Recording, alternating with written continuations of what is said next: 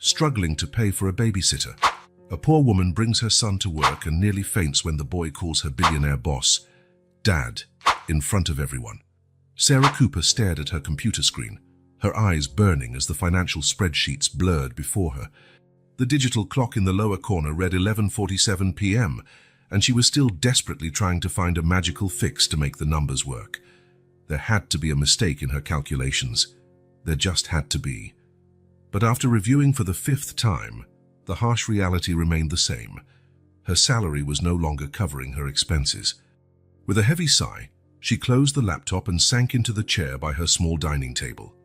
The apartment was silent, except for the gentle hum of the humidifier in Nate's room. She allowed herself a brief moment of weakness, letting a solitary tear roll down her cheek before wiping it away briskly with the back of her hand. "Strong mums don't cry," she muttered to herself, repeating the mantra she'd clung to for the past 4 years. Ever since she found out she was pregnant, she had promised both herself and the little being growing inside her that she'd be strong enough for 2. A sound from Nate's room made her stand up instantly. She tiptoed across the hallway, gently pushing open the door adorned with smiling dinosaur stickers. Nate slept peacefully, his light brown hair, so much like hers, sprawled across the pillow. Her son was the epitome of innocence, hugging his favorite plush T-Rex, blissfully unaware of the adult worries looming over them. Sarah adjusted the blanket around him, allowing her fingers to softly graze his rosy cheek. How could she explain to a 4-year-old that they might need to move to a smaller apartment, or that they might no longer afford the swim classes he loved so much? She went back to the living room and picked up the crumpled letter on the table. Mrs. Martinez's words, her babysitter for 3 years, still stung as though she were reading them for the first time. "Dear Sarah, I'm so sorry, but I can't continue anymore. You've been more than an employer, you've been a friend. But with the delayed payments these past months, I can't keep up with my own bills. I hope you understand. I wish you and little Nate all the best. Sincerely, Elena Martinez." Sarah couldn't blame her. Elena had been more than patient, accepting partial payments and promises of next month. But everyone has a limit, and she had clearly reached hers. The piercing sound of the alarm jolted Sarah out of her gloomy thoughts the following morning. 5:30 a.m.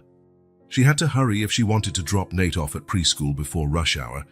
"Nate, honey, time to get up," she called gently, stepping into her son's room. To her surprise, he was already sitting in bed, rubbing his sleepy eyes. "Mom, my throat hurts," he murmured, his voice rougher than usual. Sarah's heart tightened as she touched his forehead. It was hot, very hot. "Oh, my love," she whispered, pulling him into a hug. "Let's check your temperature." The thermometer confirmed her suspicion. 101.3 degrees ski, not high enough for the ER, but definitely too high for preschool. Sarah sat on the edge of the bed, her mind racing to find a solution. Elena was no longer an option. Her mother lived across the country. Her savings barely covered next month's rent. Taking the day off meant not only losing a day's pay, but also risking her position at the company during a crucial end-of-quarter period. Her phone vibrated, her supervisor reminding her about the important departmental meeting that afternoon. Sarah closed her eyes, feeling the weight of the world on her shoulders. "Mom," Nate's voice brought her back to the present. "Are you sad?" Sarah forced a smile, ruffling her son's hair. "No, sweetie, just thinking. How about a special day today?" Nate's eyes lit up, feverish though they were. "Special how?" "How about seeing where I work?" Nate's face brightened momentarily, then was overtaken by a dry cough. Sarah hugged him close, already mentally listing what she'd need to make it work. A tablet loaded with educational games, fever medicine, water, quiet snacks, a few coloring books. An hour later, Sarah was driving through the financial district, casting worried glances in the rearview mirror at Nate, who had dozed off in the back seat. He was bundled up in his favorite Avengers hoodie, a backpack full of activities at his feet. She parked in the basement of the towering glass and steel building where she'd worked for 5 years. 5 years, building a reputation as a competent, dedicated professional. 5 years proving herself in a predominantly male environment. And now, She was about to risk it all. "Nate, honey, we're here," she called gently, opening the back door. He woke up disoriented, eyes heavy with fever and fatigue. "I'm tired, Mom," he mumbled as she lifted him out of the car seat. "I know, sweetie. You can rest more upstairs," she promised, cradling him in her arms. Her heart pounded as she headed for the elevators, Nate's backpack on one shoulder and her work briefcase on the other. The lobby was buzzing with executives arriving for another workday. Sarah kept her head high, pretending not to notice the curious glances directed at her and the sleepy child in her arms. She pressed the elevator button, silently praying she could reach her floor without running into any teammates.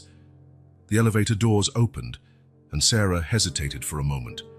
She was about to break every unspoken rule of corporate life, but feeling the heat of Nate's fever against her neck, she knew she had no choice. It was this or lose everything she'd fought for. "Last resort," she muttered to herself, stepping into the elevator. As the doors slid shut, Sarah caught sight of her reflection in the mirrored wall, a 32-year-old woman with brown hair in a neat professional bun, wearing a navy blue blazer that contrasted starkly with the small, vulnerable boy in her arms. It felt like the embodiment of the conflict between motherhood and career. The elevator stopped on the 12th floor, and Sarah took a deep breath before stepping out. The accounting department was nearly empty, one perk of arriving early. She moved quickly to her office, silently thanking the higher-ups for granting her a private space after her last promotion. She closed the door softly behind her, finally allowing her shoulders to relax a bit. Her office wasn't large, but there was enough room to improvise a comfortable spot for Nate. She gently placed him on the small sofa she used for reading long reports, covering him with the blanket she'd brought from home. "Mommy's going to work right here," she explained, pointing to her desk just a few steps away. "If you need anything, just call me quietly, okay?"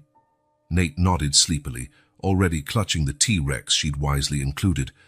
Sarah kissed his forehead, still hot, though not as bad as earlier, and went to her desk. She turned on her computer and began organizing her tasks for the day, determined to prove she could handle this impossible situation.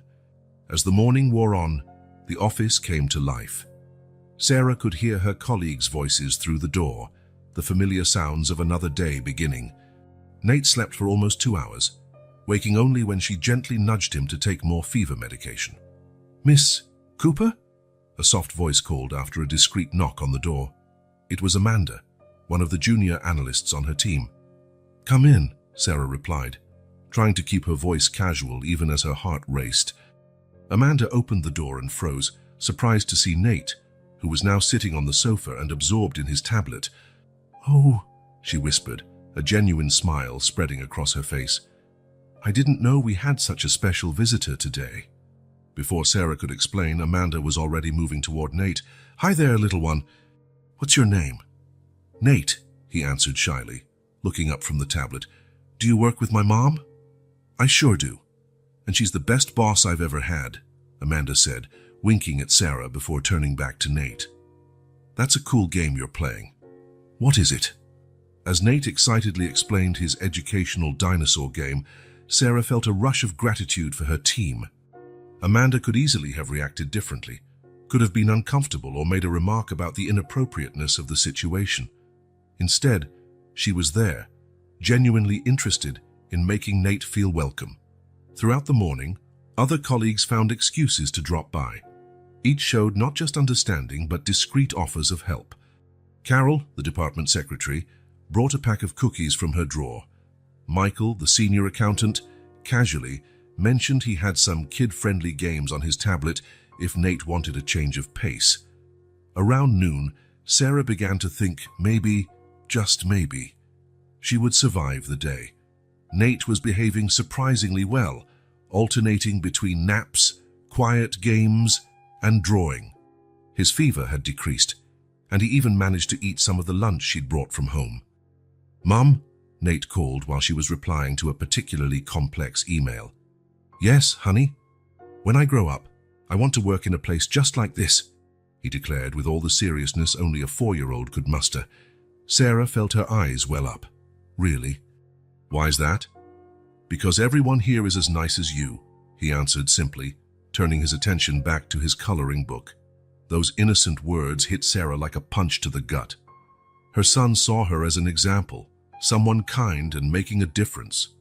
And here she was, feeling like a fraud, a professional on the brink of collapse, a mother unable to provide stability for her child. But perhaps she was being too hard on herself. Looking around, she saw small gestures of solidarity from her team. She saw her son who, even though he was sick, was behaving admirably, proud to be at work with her. She saw the reports on her desk, all up to date despite the circumstances. It wasn't perfect, far from it, but maybe being strong didn't mean having all the answers or never needing help.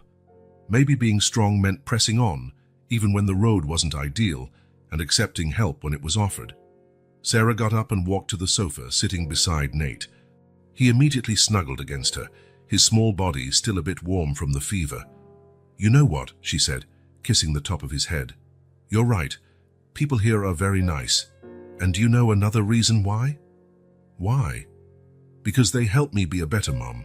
Nate smiled, a smile that lit up his entire face and made his eyes sparkle. "You're already the best mom in the whole world." Sarah hugged her son tighter, allowing herself to believe, if only for a moment, that maybe, just maybe, he was right.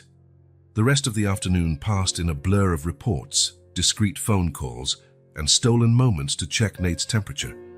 By the time the clock hit 5 p.m., Sarah started packing up, exhausted but grateful she'd somehow made it through that impossible day. "Ready to go home, champ?" she asked, helping Nate put his toys back into his backpack. He nodded, yawning.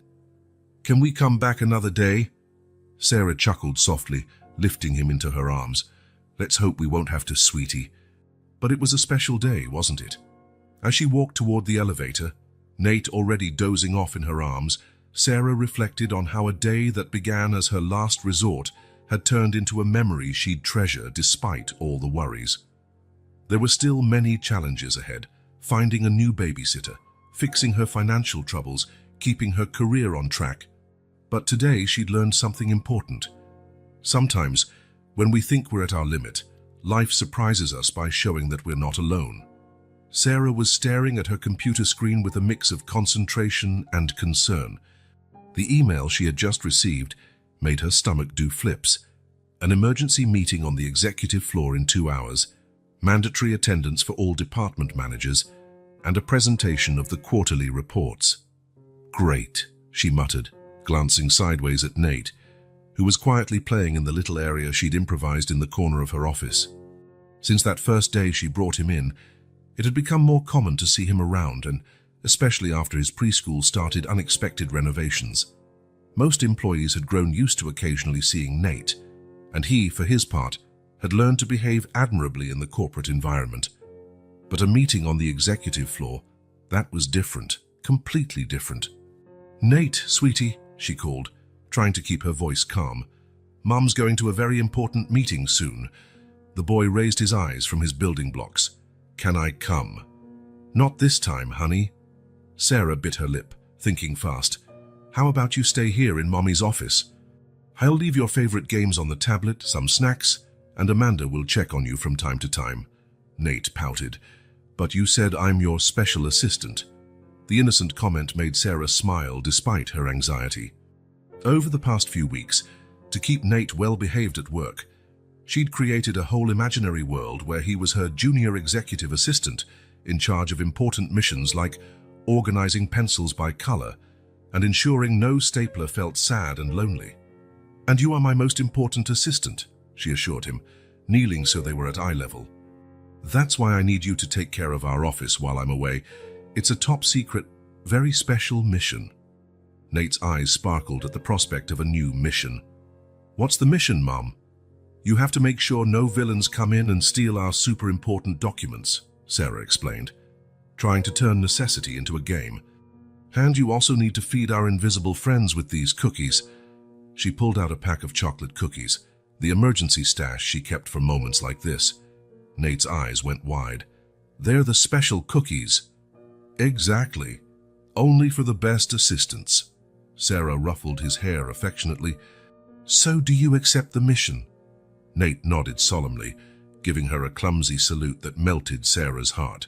She hugged him tightly, inhaling the sweet scent of kids' shampoo in his hair. "Mommy loves you so much, you know that?" "I love you too, Mom, to infinity and beyond." Sarah laughed at the Buzz Lightyear reference, Nate's current favorite hero. She stood up and returned to her desk, needing to finalize the reports before the meeting. The next 2 hours were an exercise in juggling the presentation prep and keeping Nate entertained. Amanda, her faithful junior analyst, came by to help as soon as she heard about the situation.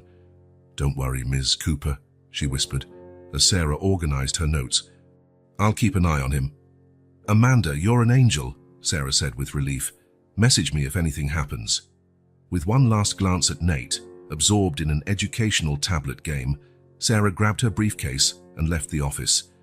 The elevator ride to the executive floor felt especially slow that day, giving her mind time to spin through all kinds of potential disasters. The main boardroom on the top floor was intimidating by itself, its glass walls offering a panoramic view of the city and an enormous oval mahogany table dominating the space. Sarah took her seat among the other managers, exchanging tense smiles. Everyone knew that emergency meetings rarely brought good news.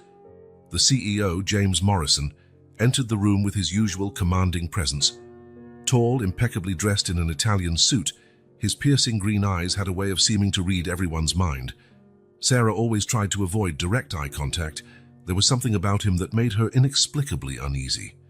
"Ladies and gentlemen," he began, his deep voice filling the room, "we're here to discuss significant discrepancies found in our recent financial reports." Sarah's heart sped up. Her team had worked day and night on those reports, and she was absolutely sure they were accurate. Unless, her train of thought was cut short by movement at the glass door. Her blood ran cold. There, wearing his Iron Man overalls and a mischievous grin, stood Nate. Before she could react, before she could even blink, her son was already inside the room. The executives, focused on James's presentation, hadn't even noticed the small figure approaching. "As you can see from the chart," James continued, pointing to a projection on the wall, "our last quarter's numbers—" "Daddy!" The word echoed through the room like a bomb. Nate stood halfway between the door and the table, his eyes wide, fixed on James, a huge smile on his face. Time seemed to freeze. James stopped mid-sentence, his face a mask of confusion. The executives looked from Nate to him, then to Sarah, who sat paralyzed in her chair. That's when it happened. James looked at Nate, then at Sarah, and she saw the exact moment recognition dawned in his eyes. That conference 5 years ago. The hotel bar. The night she could never quite forget, all color drained from James's face. "I knew it was you," Nate went on, oblivious to the chaos he had caused. "I saw you the other day in the hallway. You look just like the pictures Mom keeps on her—" "Nate!" Sarah finally found her voice, jumping to her feet so abruptly her chair nearly toppled over. "Sweetie, you shouldn't be here." The silence in the room was deafening. Sarah could feel everyone's eyes on her, some shocked, some curious, some barely hiding amusement. But the only look that mattered was James Morrison's, and it pierced her like icy daggers. "Ladies and gentlemen," James's voice was controlled, but Sarah could sense the fury beneath it. "Let's take a 15-minute break." No one dared to argue.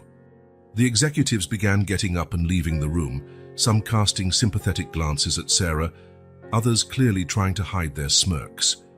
"Ms. Cooper," James said once they were nearly alone, "my office, now." Sarah nodded mechanically, scooping Nate into her arms. Her son, sensing the sudden tension, had lost all his initial enthusiasm. "Mom, did I do something wrong?" The worried tone in his voice nearly broke her heart. "No, baby, you just got a little too excited.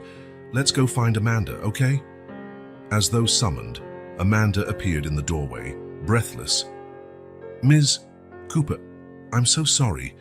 He said he was going to the bathroom and—" "It's fine, Amanda," Sarah cut in, trying to keep her voice steady.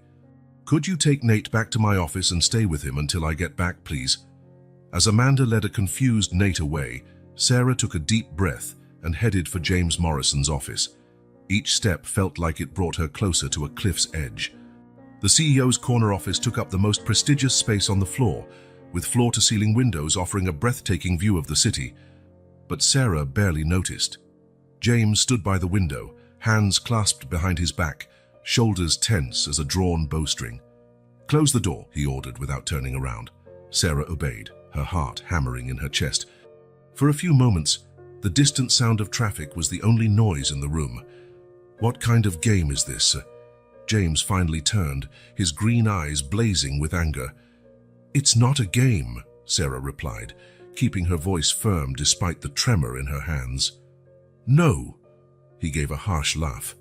"So you want me to believe it's pure coincidence that you landed a job at my company, brought your child to work, and—" "I didn't know," Sarah interrupted, her own anger rising. "I've been working here for 5 years, long before you became CEO. And for your information, I only realized it was you a few weeks ago when I saw you in the hallway for the first time." James studied her for a moment, as if searching for lies. "The conference in Chicago?" "It wasn't a question." Sarah nodded slowly. "Just that once," she said quietly. "You were there representing your former company. We met at the hotel bar after the lectures. We talked for hours. You said you were leaving your job but never mentioned where you were headed. And I'm supposed to assume you also never mentioned not being on birth control," he growled. Sarah's face flushed with anger. "I was on the pill, but I had an infection and took antibiotics. The doctor never warned me about interference. By the time I found out I was pregnant, you were gone. I had no last name, no contacts, nothing beyond a first name and a handful of memories." James raked a hand through his perfectly styled hair, slightly messing it up. "This is absurd, completely absurd. How can I be sure this child is really—" "Get a test," Sarah cut in, her voice as sharp as steel. "Do all the tests you want. I have nothing to hide." He stared at her for a long moment before dropping heavily into his leather chair. "Fine. We'll do a DNA test. And until then, I suggest we keep this absolutely quiet. I can arrange a confidentiality agreement and, of course, appropriate financial compensation for your inconvenience." Sarah felt as if he'd slapped her. "Inconvenience?" she repeated, incredulous. "Is that how you see your own child? As an inconvenience?" "We don't know if he's my child," James retorted coldly. "Look at him," Sarah exploded. "Look into his eyes. They're exactly like yours. The same green, the same shape. He even has your smile." "Coincidences happen," he said, though doubt flickered in his voice. "Either way, my assistant will contact you to schedule the test. As for the financial arrangement—" "I don't want your money," Sarah snapped, squaring her shoulders. "I never did. I spent 4 years raising my son alone, building my career on my own merits. I'm not about to sell out now." She turned toward the door, then paused with her hand on the handle. "You know what's ironic? Nate's been asking me about you these last few months, not because I said anything, but because he noticed how much you two look alike when he saw you. He was so happy today, so hopeful." She shook her head sadly. What kind of man sees hope in a child's eyes and responds with lawyers and confidentiality agreements? Without waiting for a reply, Sarah opened the door and walked out, keeping her posture straight even though she felt like collapsing inside. It wasn't until she was alone in the elevator that she let the first tears fall. They weren't tears of sadness or regret. They were tears of anger. Anger at herself for letting this situation happen. Anger at James for his calculated coldness. And above all, anger for the hurt look she knew she'd see in her son's eyes when she returned to him. The elevator stopped at her floor, and Sarah took a steadying breath, wiping her face. She needed to be strong now. Strong for Nate, who didn't ask to be caught in this mess. Strong for herself, because that was all she knew how to be for so long. When she entered her office, she found Nate sleeping on the small sofa, Amanda sitting close by, scribbling notes in a folder. "He was really upset," Amanda whispered. "Worried he did something wrong. He fell asleep after I read him a few stories." Sarah's heart clenched. "Thank you, Amanda, for everything." The young analyst smiled kindly. "He's an incredible kid, Ms. Cooper. Whatever's going on, it'll be okay." After Amanda left, Sarah sat next to her sleeping son, watching his peaceful face. Even asleep, the resemblance to James was undeniable. How could he not see it? Or maybe he did, and it frightened him even more. "I'm so sorry, my love," she whispered, stroking Nate's hair. The white envelope felt like it weighed a ton in Sarah's hands. The lab logo in the upper corner practically shouted at her, reminding her that inside these pages was the confirmation of what she'd known for 4 years. Her hands trembled slightly as she opened it. Positive. 99.9999% probability of paternity, even though she already knew. Seeing the numbers spelled out in black and white made her stomach churn. Her desk phone rang, making her jump. "Ms. Cooper," James's assistant said in a cold, professional tone, "Mr. Morrison requests your presence in his office immediately." Sarah glanced at the clock. 8:30 a.m. He must have just received his copy of the results too. "I'll be there in 5, she replied, hanging up. From her office window, she could see Nate playing on the company's playground with other kids. The corporate daycare had become his haven in the past few weeks, ever since the incident in the boardroom. He looked happy there, blissfully unaware of the storm brewing around him. "Amanda," she called to her analyst passing by in the corridor, "could you keep an eye on Nate for me? I have an important meeting." "Sure thing, Ms. Cooper," Amanda smiled, well accustomed to such requests. "He's getting really popular in the playground, you know? All the other kids want to play with him." Sarah forced a smile, picking up her briefcase. The walk to James's office had never felt so long. When the elevator doors opened on the top floor, she took a deep breath, squared her shoulders, and marched toward the CEO's suite with determination. James was standing by the window, just like the day of their first confrontation. But something was different this time. His shoulders were tense, and there was a glass of whiskey on his desk, highly unusual for this hour of the morning. "Close the door," he said without turning. Sarah obeyed, staying near the door. The silence stretched on for several seconds before James finally faced her. "I assume you've seen the results," he said, his voice tight with control. "Yes, and..." Sarah arched an eyebrow. "And what exactly?" "The results just confirm what I've been saying for weeks, what I've known for 4 years." James picked up the whiskey glass, swirling the amber liquid absently. "This changes everything." "No," Sarah replied firmly. "It changes nothing. Nate is still the same wonderful boy he's always been. I'm still the same dedicated mother. The only person who has to decide what changes is you. You don't understand." He ran a hand through his hair, an action Sarah now recognized as a sign of agitation. "I have an established life, a reputation to uphold. The press will have a field day when they find out the CEO of Morrison Enterprises has a secret child with one of his employees." "Secret child," Sarah repeated, outraged. "He's not a dirty secret you need to hide, James. He's a child. An amazing child who, for some inexplicable reason, is already excited by the idea of you as his dad." James leaned over his desk, bracing himself with both hands. "This can't get out, under any circumstances. If this story goes public..." "You're going to fire me," Sarah finished, stepping closer. "Is that it? Your big solution is to intimidate me." "If necessary," he answered coldly, "keep your distance. Keep Nate out of my way. And don't even think about making this public." Sarah felt a wave of anger so intense she had to clench her fists to stay calm. "You know what your problem is, James. You're so obsessed with your precious reputation that you can't see what's right in front of you. You can't see that you have a chance to get to know an incredible person, to be part of someone's life who could love you unconditionally." "You don't know anything about me," James growled. "No," she agreed. "I don't. And clearly, I was mistaken that night in Chicago, because the man I talked to for hours, the one who spoke about dreams and ambitions, who actually seemed to have a heart, would never treat his own child like an inconvenience." Turning to leave, Sarah paused with her hand on the doorknob. "Oh, and don't worry. I won't tell anyone that the great James Morrison is too much of a coward to face his own son." She left before he could respond, shutting the door harder than necessary. Only once she was alone in the elevator did she let her tears of rage flow. Back at the company playground, Nate played happily with the other children. Upon seeing her, his face lit up with that smile so uncannily like James's. "Mom, look, I'm Iron Man." Sarah approached, forcing a smile. "Wow, And who are your friends?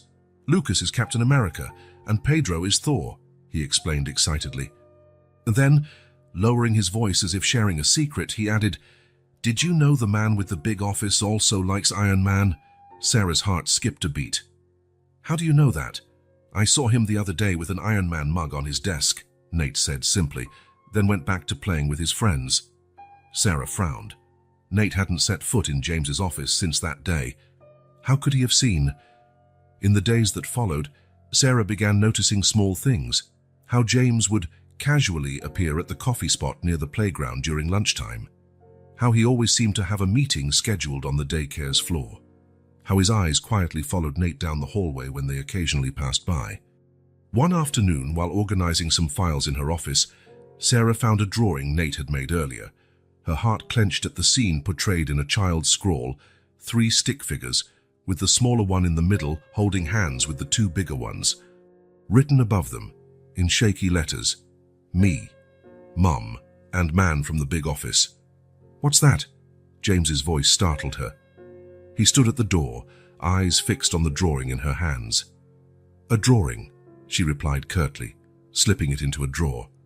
"Did you need something?" But James didn't answer. His gaze seemed distant, as though looking at something beyond the office walls. "My dad had an office like that," he said suddenly, his voice strangely gentle. "Big, overlooking the city. I used to draw pictures for him too."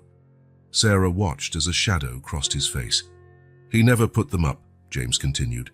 "He said an office wasn't a place for a child's doodles. That I needed to grow up and understand the business world, had no room for sentimentality." "And you believed him," Sarah murmured softly. James blinked, as if waking from a trance. His expression shut down again. "I need the last quarter's reports," he said brusquely, turning to leave. "He's wrong, you know," Sarah called after him, making him pause. "Your dad. About there being no room for sentimentality. Some of the best CEOs I know are also wonderful parents." James didn't reply, but Sarah noticed how his shoulders tensed before he walked away. The following week, Sarah was supervising Nate at the corporate playground during her lunch break when she noticed movement at James's window. He was up there, watching the scene below, wearing an expression she couldn't quite decipher.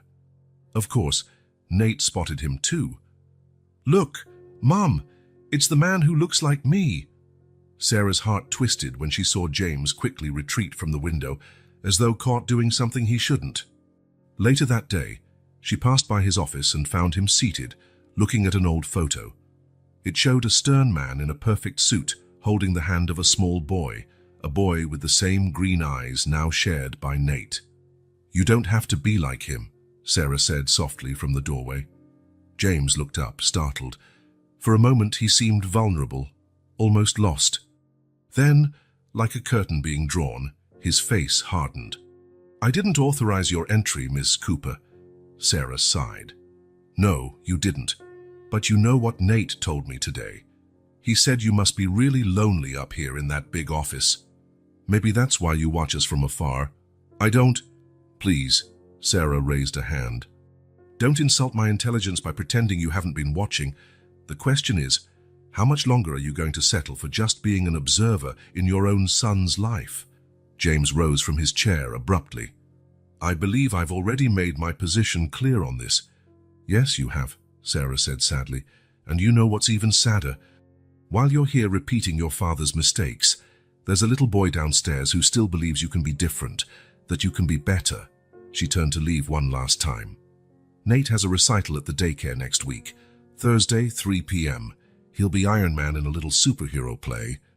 I know you probably won't show up, but I thought you should know."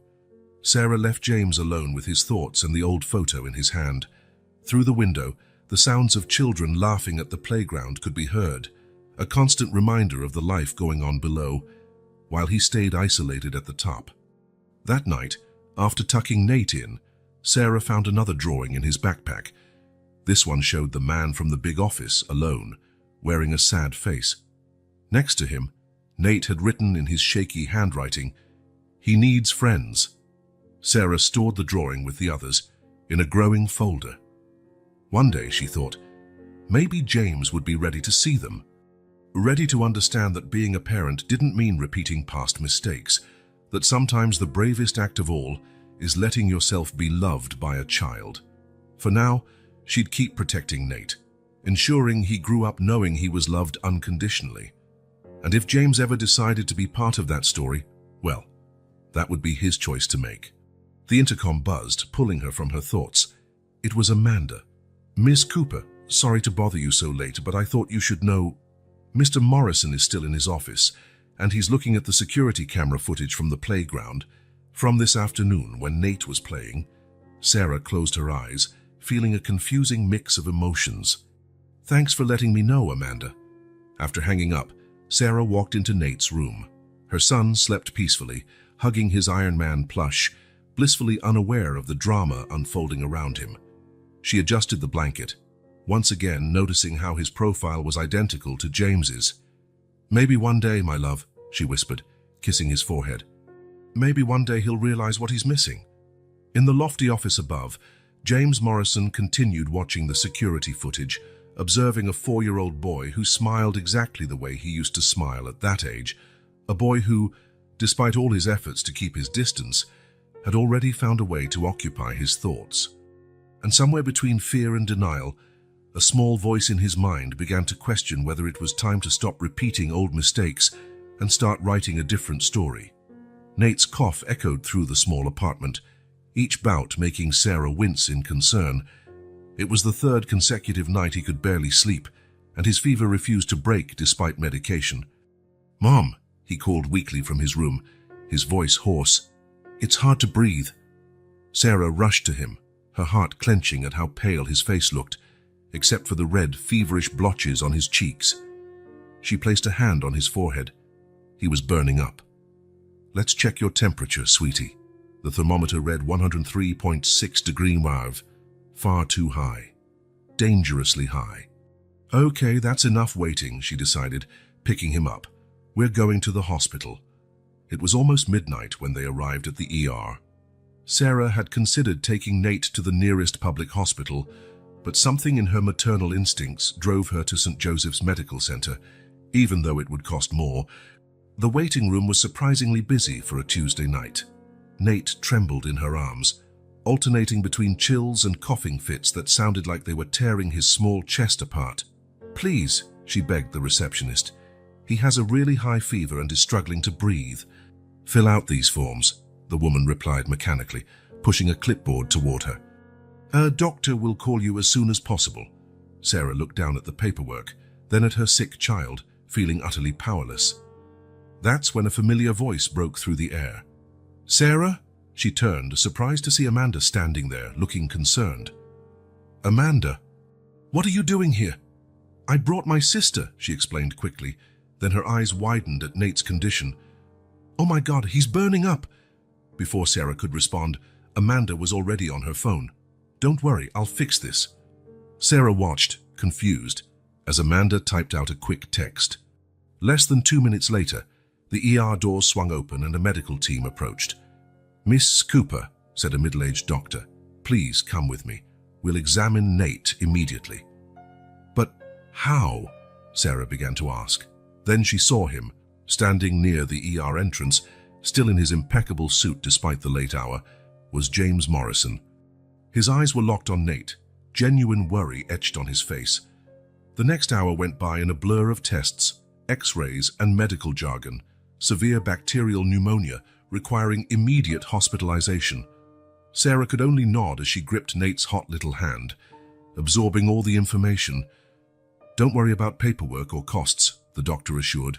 "It's all taken care of. We'll move him to a private room in pediatrics right away." Sarah knew exactly who had taken care of it, but at that moment, gratitude outweighed any pride or lingering resentment. All that mattered was Nate receiving the best care possible. It was past 3 a.m. when Nate finally fell asleep, breathing a little easier thanks to medication and supplemental oxygen. Sarah sat by his bed, holding his hand when she sensed a presence at the door. James stood there, hands in his pockets, looking strangely vulnerable in his rumpled suit. "How is he?" he asked quietly, taking a hesitant step inside the room. "Better," Sarah replied, surprised he was still around. The fever's down a bit. They say the antibiotics should start working in the next 24 hours. James nodded, moving closer to the bed. His eyes took in Nate's sleeping face, noticing the similarities he'd tried so hard to deny. Does he have asthma? He asked suddenly. Sarah frowned. No. Why? I did, James said distantly. I had pneumonia twice as a child. The second time was complicated. Something in his voice made Sarah look at him more closely. Your parents must have been so worried. A bitter smile curved James's lips. My father was in the middle of an important merger. He sent his secretary to check on me a few times. My mother, well, she tried, but he didn't approve of excessive displays of emotion. Sarah's heart ached at the image of a young James alone in a hospital room. Nate is lucky to have you, he continued, surprising her. You're a good mom, Sarah. It was the first time he'd used her first name since their initial confrontation. Something in the atmosphere of the hospital room had changed, as if the usual walls between them had temporarily dropped. Thank you, she replied softly, and thank you for all this. The hospital, the doctors. Don't thank me, James interrupted, running a hand through his hair in a nervous gesture. It's the least I mean, His voice faltered. Your son, Sarah finished gently. James didn't reply, but neither did he deny it. Instead, he took another step toward the bed. Hesitantly, he reached out and lightly touched Nate's fingers. The contact seemed to send a shockwave through him. Sarah saw something shift in his eyes, a crack forming in a very old wall. He likes superheroes, Sarah said, breaking the silence. Especially Iron Man. A faint smile tugged at James's lips. Really?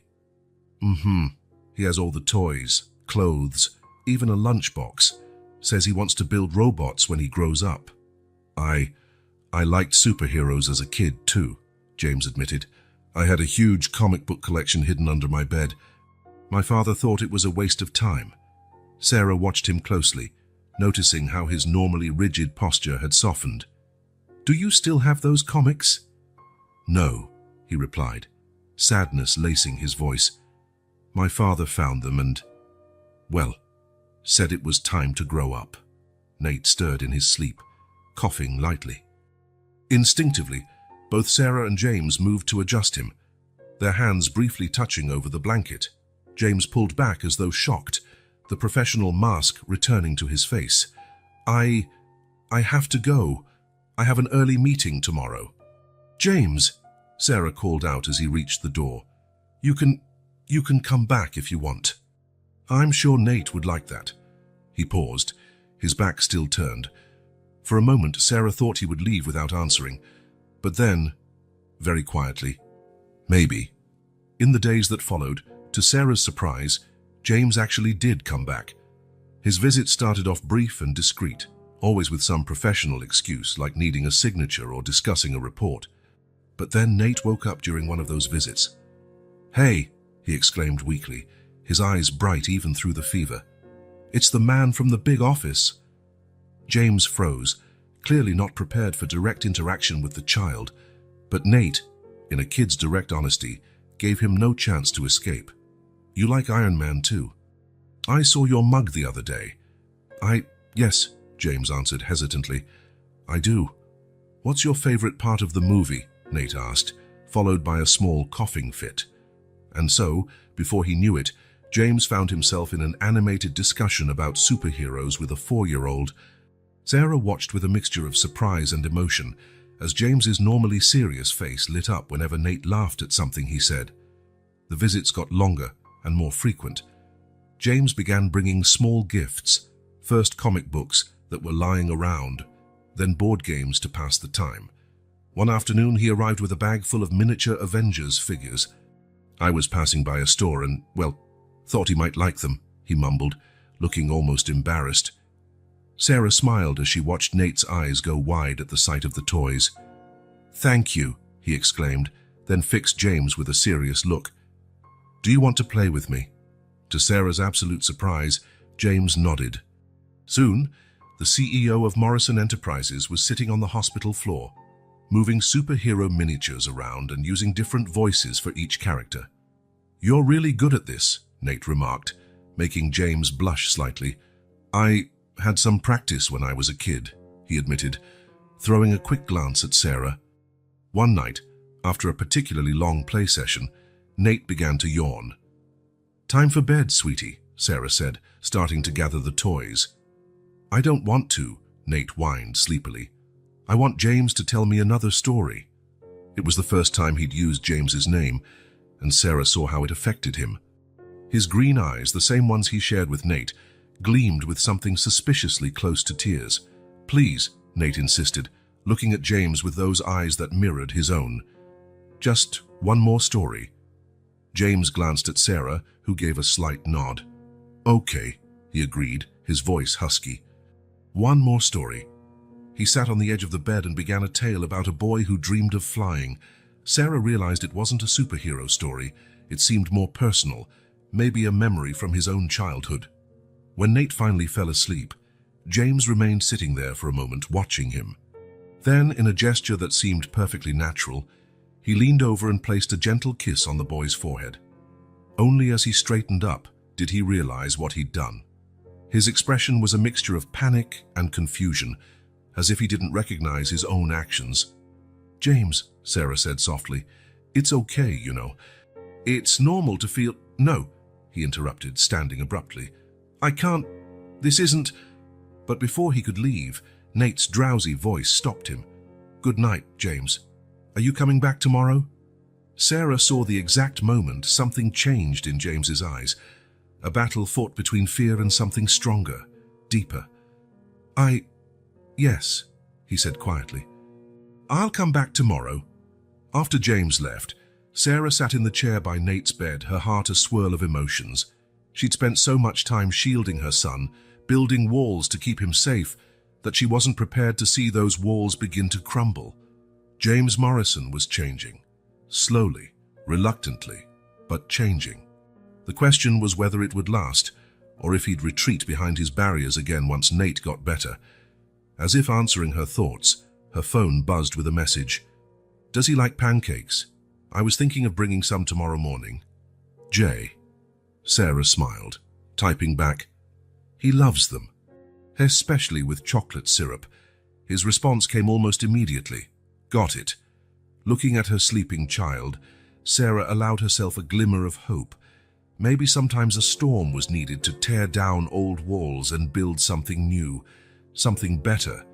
And if this storm had come in the form of pneumonia and nights at the hospital, well, maybe that was the price to see a father and son finally start to build a bridge across the gap between them. James Morrison stared at his laptop screen without actually seeing it. His mind was miles away, replaying the morning's scene. Nate, fully recovered from pneumonia, giggling as he tried to balance a spoon on his nose in the executive dining room. The echo of that little laugh still resonated in James's ears, stirring feelings he wasn't sure how to handle. "Mr. Morrison," his assistant called for the third time, finally catching his attention. "Your next meeting starts in 5 minutes. Cancel," he replied automatically, then frowned. "No, wait. Who's the meeting with?" "The Finance Committee, sir, to discuss next quarter's projections." James ran a hand over his face, trying to refocus. "Right. Give me a few minutes." Once the assistant left, he leaned back in his chair, his eyes falling on a new photo on his desk, a change from his previously austere decor. It showed Nate beaming widely, wearing a tiny lab coat given by the hospital staff as a discharge gift. The sound of children's laughter drew his attention to the window. Down on the company playground, a group of kids was enjoying their break at the corporate daycare. James spotted Nate immediately. It was unsettling how natural that had become, this ability to find his son in any crowd, his son. The word still triggered a swirling mix of conflicting emotions, mostly fear. Fear of failing, hurting, or becoming. "You're not your father," Sarah had said the previous evening during one of their tense conversations in her office. "But if you keep letting fear dictate your actions, you'll end up making the same mistakes." James closed his eyes, recalling the nightmare that had jolted him awake last night. He was sitting in an office identical to his father's, ignoring the drawings a small Nate was trying to show him. An office isn't a place for sentimentality, he heard himself say, echoing the words that had scarred his own childhood. He'd woken up in a cold sweat, the image of Nate's hurt face still vivid in his mind. A soft knock at the door pulled him back to the present. It was Sarah, holding a folder of documents as a pretext for her visit. "The reports you requested," she said, placing the folder on his desk. Then, more gently, "He asked about you this morning." James felt his heart tighten. "What did he say?" "He wanted to know why you never come to our home," Sarah replied, taking a seat opposite him. "Lucas, a friend from daycare, was talking about how his dad reads him bedtime stories." "Sarah, No," she interrupted, raising a hand. "I don't want any more excuses, James. It's been 3 weeks since he got out of the hospital. You keep hovering in this limbo, showing up for a few meals at work and sending gifts, but keeping your distance. It's not fair to him." "You think I don't know that?" James burst out, standing abruptly. "You think I don't think about that every minute of every day? That I don't feel like a coward every time I see his face light up at the sight of me, knowing I don't deserve that smile?" "Then do something about it," Sarah shot back, also standing. "Stop hiding behind your fear and be the father he deserves." "What if I don't know how?" James's voice cracked, revealing a vulnerability that startled them both.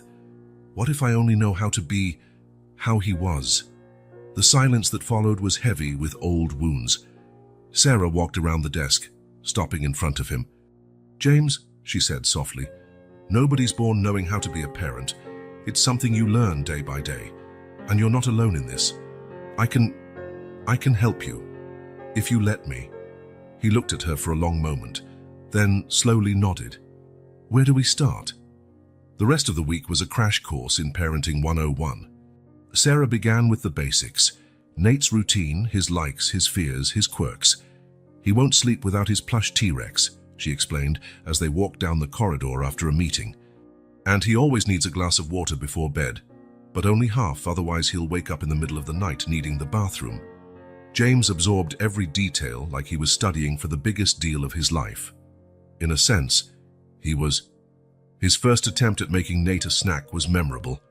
Sarah found them in the executive pantry, flour everywhere, while James desperately tried to salvage what was supposed to be a pancake. "How can this be so hard?" he muttered in frustration. "I run a multi-million-dollar company." Nate, sitting on the counter swinging his legs, was giggling uncontrollably. "It looks like a sock." Sarah couldn't help but laugh too. "Maybe we should start simpler. How about sandwiches?" Small victories began piling up. James discovered Nate loved it when he used different voices for each character during story time. He realized his son had a knack for numbers, always wanting to help with spreadsheets on the computer. He learned that Nate, just like young James once had, harbored a secret fear of thunder. But there were tough moments too, like when Nate asked innocently over lunch, "Why don't you live with us like Lucas's dad lives with him?" James froze, his fork suspended midair. Sarah gently intervened.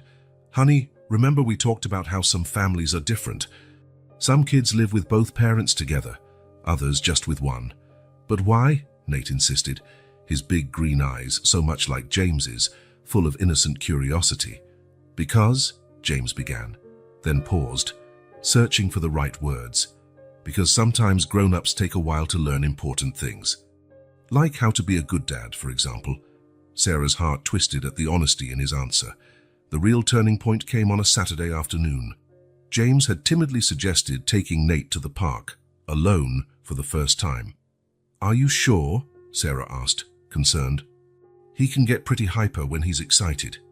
"I need to learn at some point, right?" James replied, nervously adjusting casual clothes that looked unfamiliar on his body, accustomed to Italian suits. Sarah watched from a distance, hiding behind a tree, as father and son explored the park. She saw James, initially stiff and awkward, slowly relax as he joined Nate's play. She observed how his face lit up when he laughed, a genuine laugh, free of corporate constraints. "Higher, higher!" Nate's voice echoed as James pushed him on the swing. "Hold on tight, buddy," James called, and there was so much affection in that single word that Sarah felt tears prick her eyes. The most touching moment came when Nate fell, scraping his knee. Sarah had to fight the urge to run to him. But then she witnessed something that stopped her in her tracks. James knelt in front of Nate, wiping his tears with surprising gentleness and whispering something that made Nate laugh through his tears. Later, as they returned to the car, Nate was fast asleep in James's arms, utterly exhausted but with a content smile on his face. "He had a great time," Sarah commented as James carefully settled Nate into his booster seat. "So did I," James admitted quietly, his eyes on his son's sleeping face. "I never thought it could feel like this." "Like what?" "So natural," he replied, closing the car door gently. "My father always said showing affection made men weak, that we needed emotional distance to be respected. But today," he trailed off, searching for words, "today I felt stronger than ever." Sarah felt a warm glow in her chest. "It's because you're finally being true to yourself, James. You're letting yourself be who you really are, not who your father wanted you to be." He stared at her for a long moment, then said something that completely caught her off guard. "Thank you, Sarah, not just for today, but for not giving up, for giving him the chance to have a dad, even when I didn't deserve it." "He loves you, you know," Sarah responded softly. "Unconditionally, the way only children can." James swallowed hard, looking once more at Nate through the car window. "I think I'm finally beginning to understand why." That night, after putting Nate to bed, Sarah received a text from James. "He left this in my pocket today," it read, followed by a photo of a drawing, 3 stick figures, the smaller one in the middle, holding hands with the 2 bigger ones. At the top, in a child's handwriting, "My family." Sarah smiled, typing back, "He has a way of tearing down walls, doesn't he?" The reply took a few minutes. "Yes. And maybe some walls need to be torn down." Lying in her bed later, Sarah reflected on life's surprises. A few weeks ago, she was terrified James might try to take Nate from her. Now she was helping him become the father her son deserved. There was still a long road ahead. James still wrestled with his inner demons, and ghosts of his father's disapproval still loomed. But today, at the park, she had seen something different in his eyes. Determination. The determination of a man who had finally found something worth fighting for. And maybe that was the real miracle.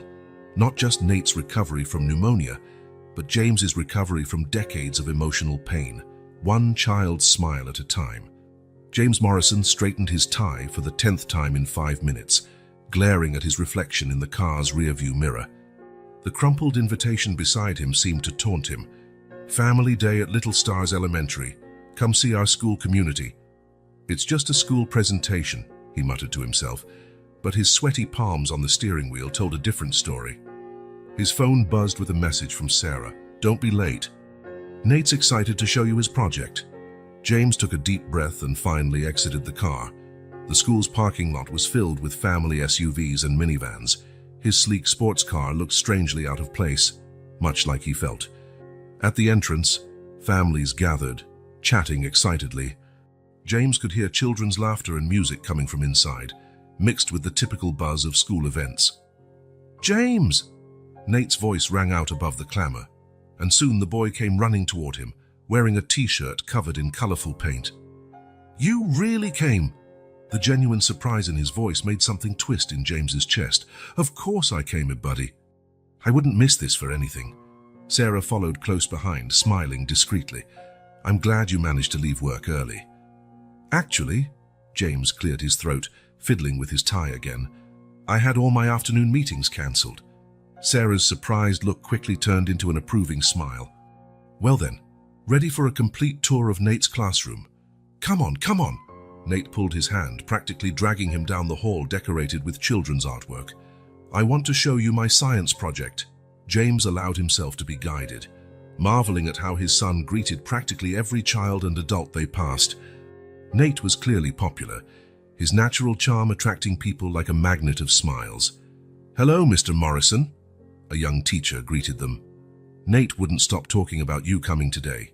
He's one of our brightest students, especially in math."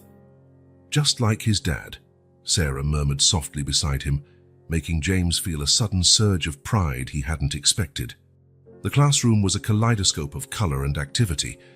Each child had a designated area to display their project, and Nate practically bounced with excitement as he showed off his creation, a papier-mâché volcano that actually erupted using baking soda and vinegar. "Very impressive," James said sincerely, crouching down to examine it. "How did you learn to do this?" "Mom helped me make the outside, but I did the research on the chemical reaction," Nate explained proudly. "Did you know real volcanoes are way hotter than the lava we make?" James grinned, recognizing his own thirst for knowledge in his son's eager eyes. "Did you know there are volcanoes under the ocean?" Nate's eyes went wide. "Really? How do they not go out with all that water?" What followed was an animated discussion about underwater volcanoes, with Sarah watching affectionately as father and son delved into their own world of scientific discovery. "Mr. and Mrs. Morrison," a voice interrupted. "Oh, actually," Sarah began to correct, but the teacher continued. "We'd like to discuss the possibility of moving Nate into some more advanced math classes. He's clearly beyond his current level." James and Sarah exchanged a look, both realizing they'd need to start making important decisions together. "Maybe we can schedule a meeting next week," Sarah suggested, "so we can talk about all the details properly." "Of course," the teacher smiled. "It's wonderful to see such involved parents. It makes a huge difference for the kids." After the teacher left, James and Sarah stood in a moment of thoughtful silence. "I think we need to establish some guidelines," Sarah said finally. "About big decisions, routines, boundaries." "Co-parenting," James finished, the word sounding foreign on his tongue. "Exactly. How about coffee tomorrow to discuss?" The next morning, at a small cafe away from the office, they began laying the foundations for their new family dynamic. "He needs consistency," Sarah explained. "Clear rules that are the same at my place and yours." "My place," James repeated pensively. "Never thought I'd need to make my apartment child-friendly." "Well, if you really want him to stay weekends with you." "I do," James interrupted firmly. "I'll make the necessary changes. I've actually already started." He showed her pictures on his phone. A bedroom being transformed. Walls painted a cheerful color. A new superhero-themed bed. "James, that's amazing," Sarah smiled, genuinely impressed. "There's more," he said, switching to a document on his tablet. "I'm implementing some changes in the company. Expanding daycare, offering extended parental leave, more flexible hours for parents." "Wow," Sarah blinked in surprise. "That's pretty progressive for Morrison Enterprises." "Let's just say I've gained a new perspective lately," he gave a slight smile. "Plus, happier employees are more productive. It's just good business." Sarah laughed. "Still trying to rationalize your emotional decisions?" "Old habits die hard," he shrugged, though there was a playful sparkle in his eyes. Nate's first overnight stay at James's place happened on a Saturday. Sarah spent the entire morning packing and repacking his bag, triple-checking that she'd included the plush T-Rex and detailed instructions on his bedtime routine. "Mom," Nate rolled his eyes in a surprisingly grown-up way for a 4-year-old. "James already knows all this stuff. We practiced, remember?" Indeed, James had spent the previous week training with Nate during lunch breaks, memorizing every detail of his nighttime routine. When the doorbell finally rang, Sarah had to resist the urge to bombard James with more instructions. He looked nervous enough, though he tried to hide it. "Everything will be fine," she assured him, surprising herself with the confidence in her own voice. "Call me if anything comes up," James replied, then corrected himself. "I mean, if you need, not that you will, I can handle." "James," Sarah cut him off kindly, "you two will have fun." And surprisingly, they really did. The text updates James sent throughout the evening showed Nate utterly delighted with his new room, both of them building a pillow fort in the living room, baking cookies, slightly burned but edible, and finally, Nate fast asleep in his new bed, hugging his T-Rex. The last photo of the night showed James sitting by Nate's bed, just watching him sleep with an expression of pure love on his face that made Sarah's heart constrict in an unexpected way. The following weeks brought a new routine. James became more actively involved in Nate's daily life, not just in fun moments, but in the mundane aspects too. Doctor's appointments, shopping for school supplies, decisions about extracurricular activities. It was during one such discussion about activities that Sarah realized how much things had changed. Swimming would be great for his physical development, James argued, but he really seems more interested in robotics classes. He could do both, Sarah pondered. Alternate the days. Wouldn't that be too tiring? We can try for a month and see how he adapts. James smiled. Look at us, having a civilized discussion about extracurricular activities. Who would have thought, huh? Sarah laughed. Last time we argued, you were threatening to fire me. James's smile faded. Sarah, I'm sorry about that. About everything, actually. I was a total jerk, she offered, but her tone was light. That, he laughed self-consciously. Thank you for not giving up. The moment was interrupted by Nate running into the room. I'm hungry. Dinner's almost ready, Sarah said, starting to stand. Why don't we have dinner together? James suggested hesitantly. There's a nice Italian place nearby. Very family-friendly, nothing fancy. Sarah hesitated a moment, then saw the hopeful look on Nate's face. Why not? The restaurant was cozy, with checkered tablecloths and candles in old wine bottles. Nate was mesmerized by the chef tossing pizza dough into the air, while James and Sarah discovered they could actually hold a pleasant conversation when not arguing. Then I told Mr. Johnson that underwater volcanoes are cooler than regular ones, Nate explained, excited, between bites of spaghetti. Really? James grinned. And what did he say? That I should do a presentation about it at the science fair. Wow, that's awesome, sweetheart, Sarah exclaimed. When's the fair? In 3 weeks, Nate answered, then looked shyly at James. Can you come? I wouldn't miss it for anything, James replied without hesitation, and the smile he received in return was worth more than any business deal he'd ever closed. Sarah watched the exchange with a soft smile.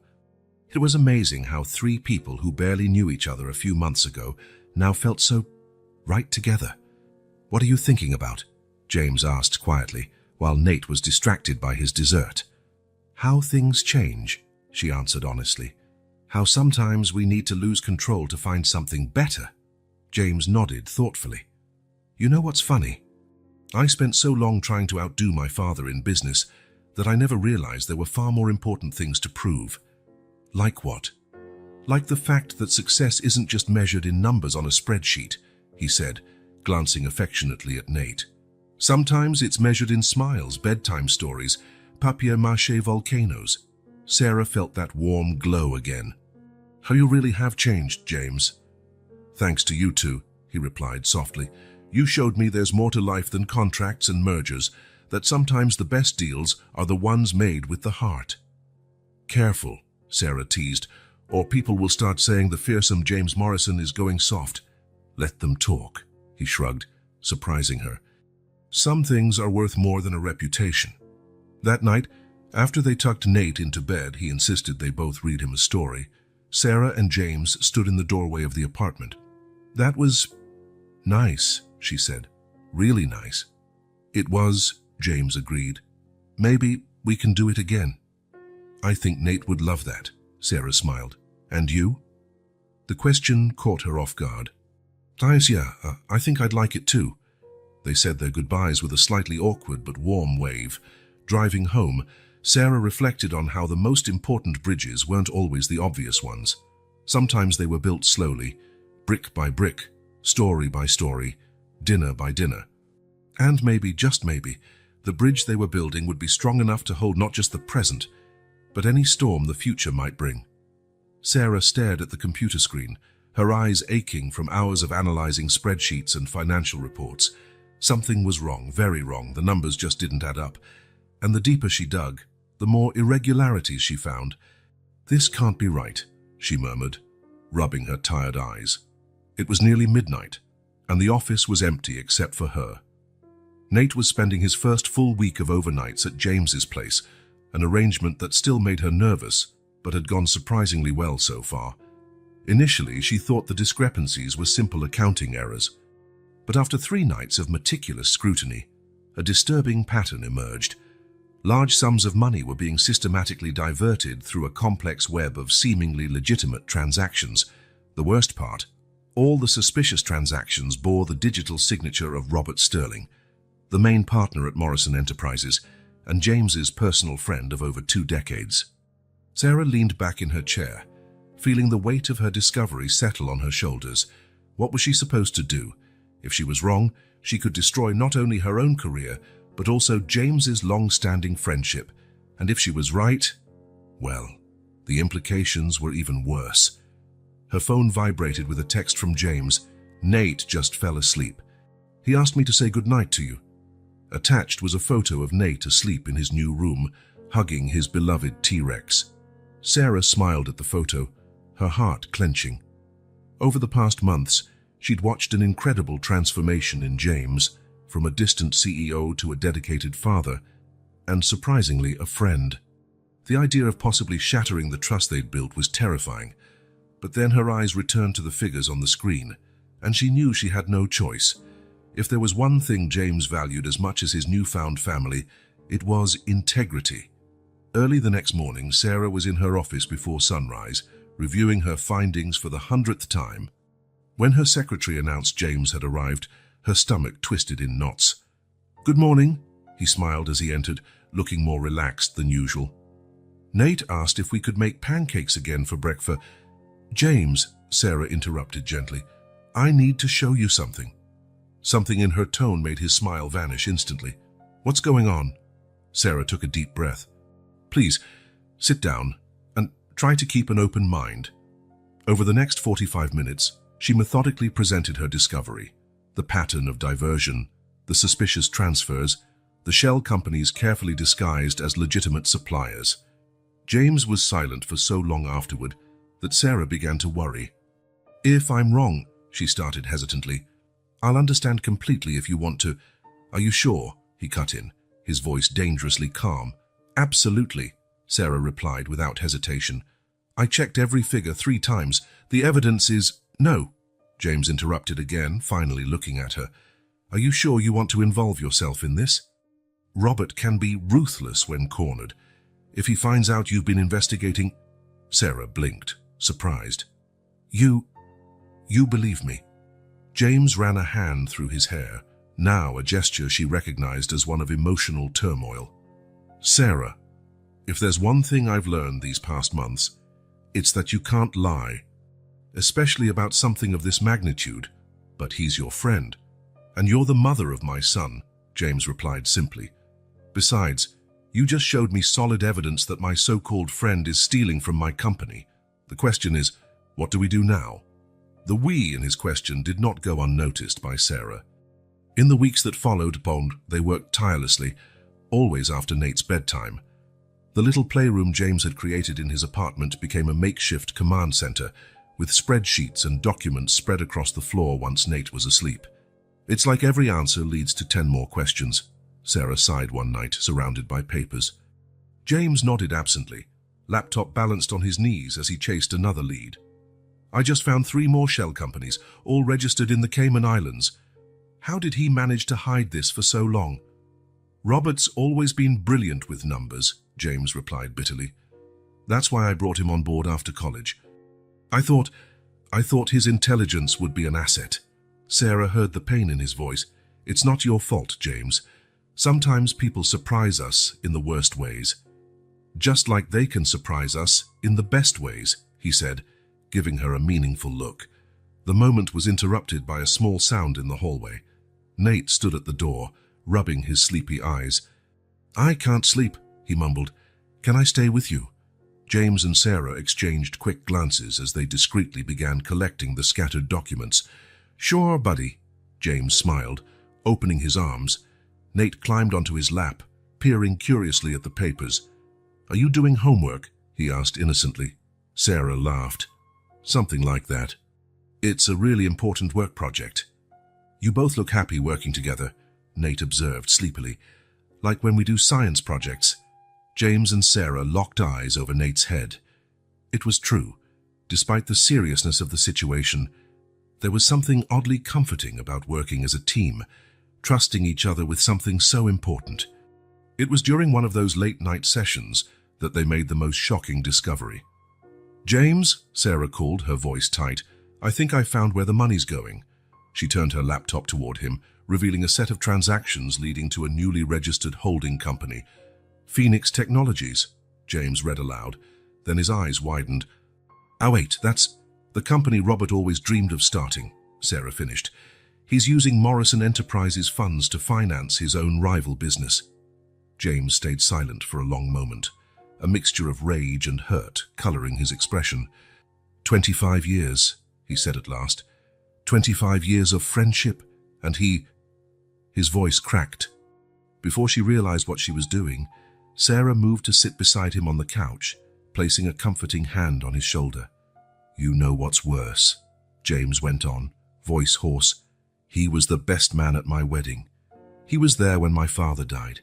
He was the only person I ever truly considered family before. He paused, glancing at her. Before Nate, Sarah said quietly. Before you two, he corrected, surprising her. You both showed me what family actually means. Real loyalty, not this. A warmth spread through Sarah's chest at his words. So what do we do? Her use of we was natural now, and James seemed to draw strength from it. We confront him, but carefully. He probably has an escape plan. They worked until dawn, devising a strategy. Sarah discovered that watching Nate play superheroes had given her a unique perspective on ambushes and traps. It's like that time Nate caught you trying to swap out his old T-Rex for a new one, she explained. We have to let Robert think he's in control until the last moment. James couldn't help but grin at the comparison. I still can't believe you kept the old T-Rex. Always good to have a plan B, Sarah teased. The plan they devised was complex yet elegant. Using Sarah's accounting skills and James's inside knowledge of company procedures, they set a trap that would give Robert exactly what he wanted. So it seemed. Extraordinary board meeting tomorrow, James announced the next morning, knowing news would reach Robert quickly. I'll propose a complete corporate restructuring. As expected, Robert showed up in his office less than an hour later, barely masking his concern under a veneer of friendly concern. James, are you sure this is the right time for a restructuring? He asked, sitting casually in front of James's desk. The market's volatile and, actually, James interrupted, keeping his tone deliberately casual, I think it's the perfect time for some changes. Robert paled slightly but forced a smile. What sort of changes? Oh, you'll find out tomorrow. James smiled, that same cold, calculated smile he'd learned from his father. I'm sure it'll be interesting. After Robert left, Sarah slipped in through the side door of the office, where she'd been listening. He took the bait, she said, adrenaline making her voice tremble. I can already see movements in the accounts we're monitoring. James nodded gravely. He'll try to move everything tonight. Can you track it? With the IT team you assigned, definitely. They worked tirelessly the rest of the day, monitoring Robert's every move. Just as predicted, once business hours ended, a flurry of transfers began. He's panicking, Sarah noted, watching the small errors Robert was making in his haste. He's getting sloppy. Good, James replied, his voice hard. The more evidence, the better. It was close to midnight when the final set of transfers was initiated. Sarah and James watched in silence as the numbers shifted on the screen, exactly as they had anticipated. There, Sarah whispered. Now. With a single command, the trap they'd prepared was sprung. All the transfers were automatically reversed, and a silent alert was sent to the proper authorities. We should go home, James said softly. Tomorrow's going to be a long day. Sarah agreed, starting to gather her belongings. That's when she noticed the odd look on James's face. What is it? You said home, he observed. Not my home or your home. Just home. Sarah felt her cheeks warm. I guess after so many nights working together. It's good, James interrupted gently. It's right. They stood there for a long moment, years of shared history passing between them, from strangers to reluctant parents, from adversaries to allies, and now, something more. James, Sarah began hesitantly, after all this is over. Daddy! Mum! Nate's voice echoed in the corridor, interrupting the moment. He was running toward them in his pajamas, followed by a breathless Amanda. "I'm so sorry," Amanda panted. "He woke up and insisted on looking for you both." "It's okay," James smiled, picking Nate up. "We were just leaving for home, buddy." "All together?" Nate asked hopefully. James looked at Sarah, a silent question in his eyes. "All together," she confirmed, smiling. As they walked to the elevator, Nate already nodding off in James's arms, Sarah reflected on life's ironies. An investigation into fraud had somehow helped build something real. A betrayal had led to deeper trust. "What are you thinking about?" James asked quietly once they were in the elevator. "How sometimes we have to lose something to find something better," she replied, looking significantly at him and Nate. James nodded, understanding perfectly. "Tomorrow we'll face a storm," he said softly. "But at least we're not facing it alone anymore." Sarah smiled, feeling a certainty she hadn't known she was searching for settle in her heart. No matter what happened in tomorrow's board meeting, they would face it together, like a family. And maybe, just maybe, that was the greatest truth they'd uncovered amid all the lies, that sometimes the strongest kind of love is born in the most unexpected places, not just in moments of joy, but through late-night work sessions, mutual trust, and the determination to do the right thing no matter the cost. The Morrison Enterprises auditorium was packed. Employees from every department crowded in, whispering among themselves about the dramatic events of the last 24 hours. Robert Sterling's arrest had been front-page news in all the financial papers, and rumors about Sarah Cooper's role in exposing the scheme were spreading through the hallways. James Morrison stood on stage, his suit immaculate as always, but there was a new air about him, a gentleness rarely seen before, combined with a strength that seemed to come from a place deeper than mere corporate authority. "Good morning, everyone," his voice resonated through the auditorium, silencing the chatter. "These last few days have been challenging, to say the least." He paused, his eyes seeking out Sarah in the front row. She smiled encouragingly, Nate on her lap, wearing a miniature version of his father's suit, a surprise gift James had left at her apartment that morning. "When my father founded this company," James continued, "he believed that success in business meant numbers on a spreadsheet, soaring profits, constant expansion. For a long time, I followed in his footsteps, believing that was the only measure of value that mattered." His voice trembled slightly, and he stopped for a moment to steady himself. "I was wrong. Over the past few months, I've learned that true success can't be measured by dollars and cents alone. True success is about integrity, about doing the right thing, even when it's hard. It's about building not just a company, but a family." His eyes found Sarah's again, and something unspoken passed between them, the awareness of how much they had grown together. "When we discovered discrepancies in our records, my initial reaction was disbelief. Not because the numbers were off, but because the person who brought it to my attention showed more loyalty to this organization in just a few months than my so-called best friend did in decades." Sarah felt her cheeks heat as several people turned to look at her. Sarah Cooper not only uncovered the fraud, but she had the courage to come forward, knowing the personal and professional risks. She showed the kind of integrity I want to be the new standard for this company. James walked off the stage and approached where Sarah sat. "Which is why I'm pleased to announce that Sarah Cooper will be our new Chief Financial Officer, effective immediately, taking over the position once held by Robert Sterling." The auditorium erupted in applause. Sarah felt tears in her eyes as Nate bounced excitedly on her lap, shouting, "My mum's the boss." "But more important than any promotion," James continued once the applause died down, "is what this experience taught us about values, about family." He knelt down in front of Sarah and Nate, not caring that hundreds of employees were watching. "A few months ago, I made the mistake of trying to deny the most precious thing I've ever been given, the chance to be a father, to be part of a family. I was so caught up in appearances and reputation that I nearly lost what truly matters." Nate reached out and touched his father's face with the innocent tenderness only a child could have. "It's okay, Dad. You learned." A ripple of affectionate laughter swept the auditorium, and James couldn't hold back a smile through the tears forming in his eyes. "Yes, buddy, I learned. And I'll keep learning." He stood up, turning back to the audience. "From now on, Morrison Enterprises won't just focus on profits. We'll be a company that values family, integrity, and a healthy work-life balance. He announced a series of changes: an expanded daycare, more flexible schedules for parents, extended parental leave, mentoring programs. The employees applauded enthusiastically. Later in his office, Sarah found James gazing out the window, lost in thought. "That was a beautiful speech," she said softly. "It was honest," he replied, turning to face her. "Every word of it. Including the part about the promotion," she teased lightly. "Especially that part. You've more than earned it." He paused a moment. "Sarah, there's something I've been meaning to tell you." "Look at my new office!"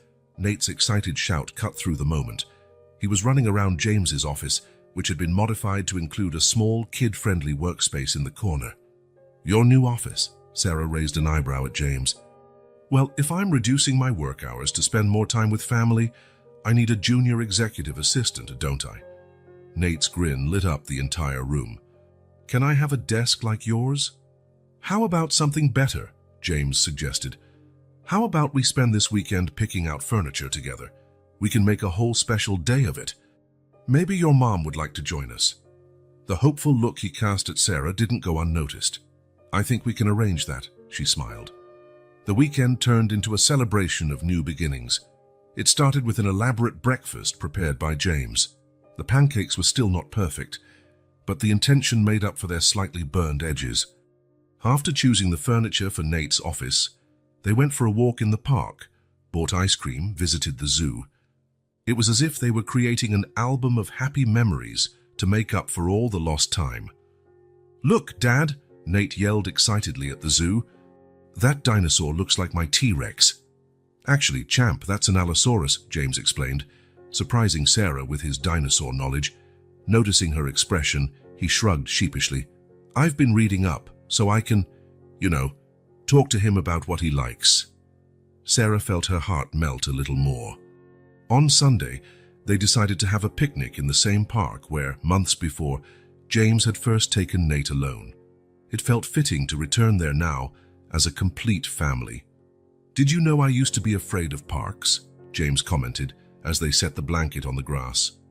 "You? Why?" Sarah asked, surprised. "Too noisy, too chaotic, too happy."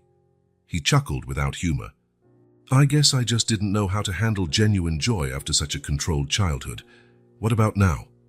James watched Nate running around with other kids, his laughter ringing through the warm afternoon air. "Now I see that chaos can be beautiful. Sometimes the best things in life can't be controlled or planned.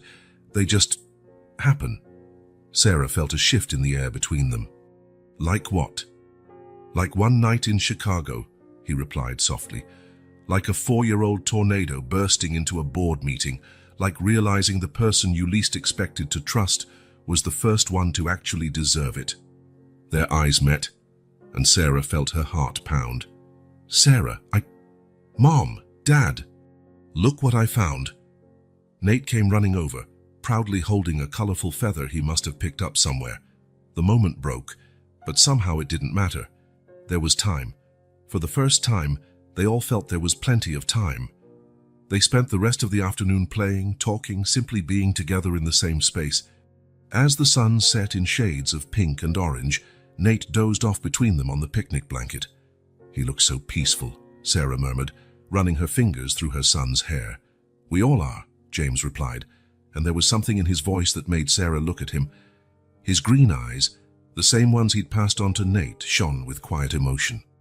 I spent so long chasing what I thought was success, amassing wealth, expanding the company, following in my father's footsteps." He paused, glancing at Nate's sleeping form and then at Sarah. "But now I realize my real fortune is right here. You two are my real fortune." Tears pricked Sarah's eyes. "James, let me finish," he said gently, "because it took me too long to say this, and I don't want to waste another minute." He drew a deep breath. "Sarah Cooper, you've taught me more about love, family, and integrity in a few months than I learned in my entire life. You gave me the greatest gift anyone could receive, the chance to be a father. And now, you're giving me something just as precious, The chance to fall in love. Sarah's heart felt like it was about to burst. James, you're completely and hopelessly in love with you? Yes. He smiled the same smile Nate had inherited. And this time, I'm not letting fear stop me from embracing happiness when it's right in front of me. Sarah didn't need words to respond. Her radiant smile, bright as the sunset behind them, said it all. Between them, Nate stirred, a small smile on his lips, as though he could sense the surrounding happiness even in his sleep. And there, in that perfect moment in the park, with the sky painted in dreamy colors and their hearts finally in harmony, the three formed a picture of unconditional love. Not the pristine love of fairy tales, but a real love, built on mistakes and forgiveness, on daily choices to be better for one another. Because sometimes the greatest treasures aren't locked in safes or measured by numbers. Sometimes they're found in sleepy smiles, slightly burnt pancakes, whispered, "I love yous," and families formed not by blood or duty, but by choice and devotion. And that was, without a doubt, the greatest redemption of all.